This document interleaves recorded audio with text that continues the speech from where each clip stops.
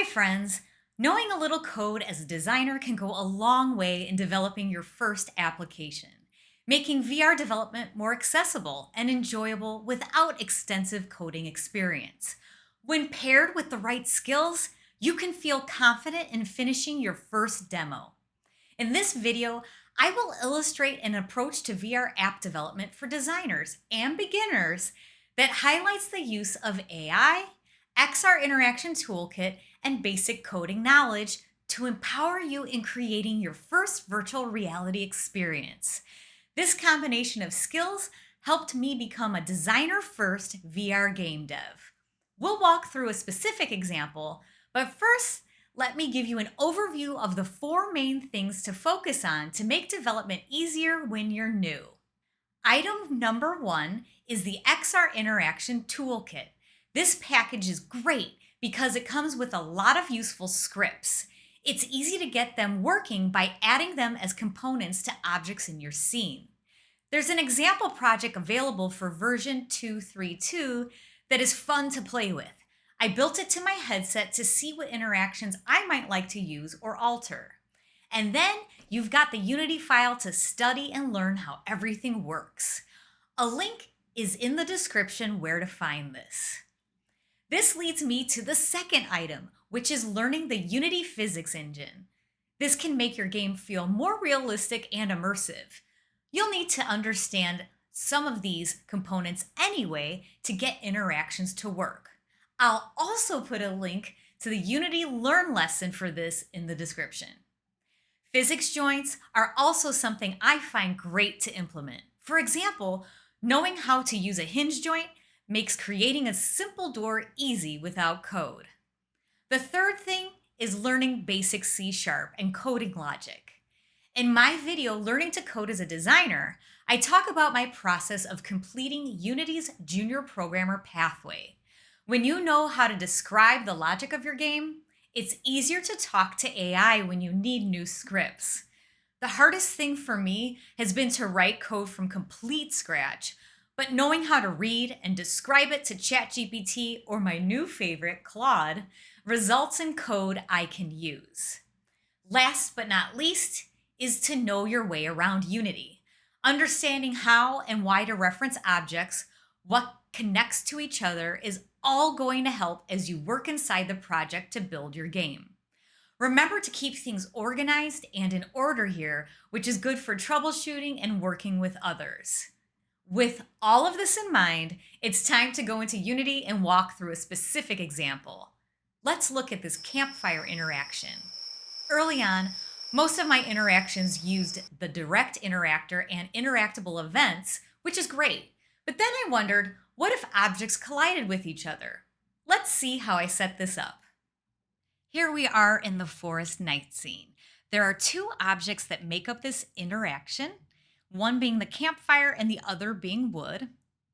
On the campfire, I originally started with a simple interactable, but I turned that off. I'm not using it. I could just remove this component, but this is a good place to start because it's basic. And it references the XR Interaction Manager in the hierarchy, which is super important to get these interactions to work.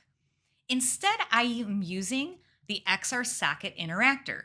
And the reason for that is I want the wood to snap onto the campfire. Otherwise, it just flops off. So I've also added an attach transform. If we look at that, that's an empty game object with a position. That position's right here above the campfire, and that's where it'll snap. And that's all I did. I didn't do anything special here. I just added the component and used everything as is. Now on the wood, this is an XR Grab interactable. So again, it's referencing the XR Interaction Manager, and I didn't do anything else special for this. I just added that and it was ready to go, which is really great. But there are a couple more things that do need to be added to the wood.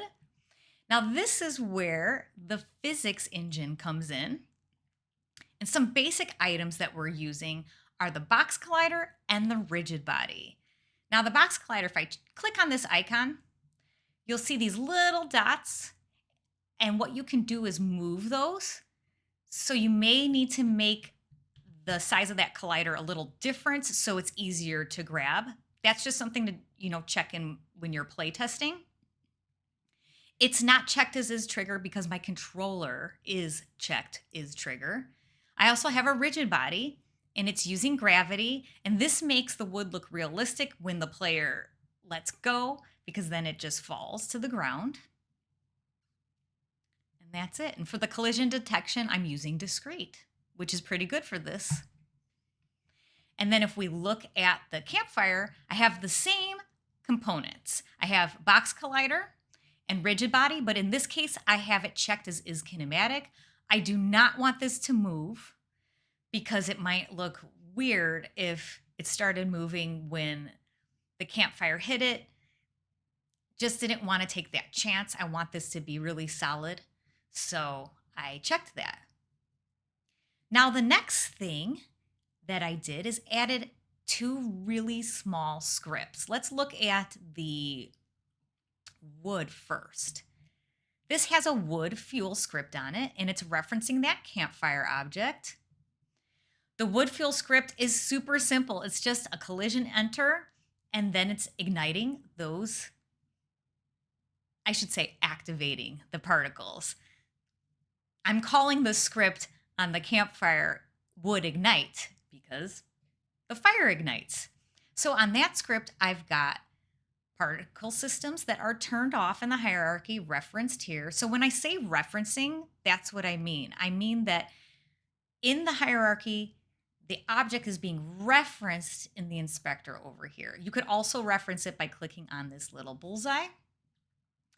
And for each of these items, they are unchecked because I want the fire to look like it's about to go out on the start.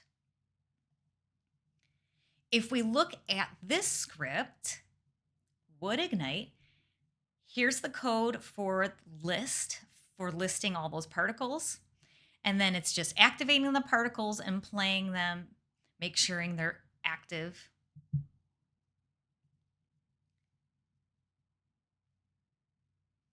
And then the last thing I was saying earlier was to just get used to Unity and see how things are mapped to each other. And I talked about that here. So how did I know what script to write for that? I used Claude.ai, but then I also used ChatGPT. And the reason for that is because Claude.ai only gives you 50 messages for free per day. And you'd be surprised how fast you can go through those 50 messages if you're working for a few hours. So what I do is I ask ChatGPT and Claude, but I like Claude because of the way that Claude explains things. If we look at this conversation, the response at the end was really nice because I said, hey, Claude, this worked. I can't believe it. I was so happy. And what was nice is the response I got was reinforcing the techniques that I used. And so that's great when you're learning because it just reminds you again what worked.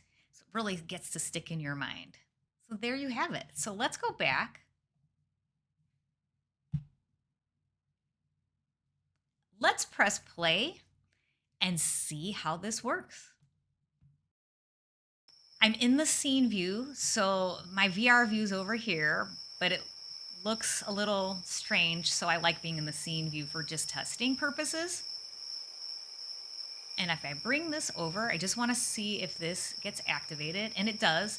See, it flops off because we're not in VR, so you will see the snapping in VR. And there you have it. Start small at the beginning of your VR design journey. For example, just make it possible to walk around a scene and use your design skills to make the space beautiful and feel amazing. Then, make objects grabbable. Then, toggle an object on and off. Keep building and experimenting. Before you know it, you'll have gained a lot of knowledge and hopefully a prototype or demo to show off in your portfolio. Let me know in the comments where you're at in the learning process. Thanks for watching.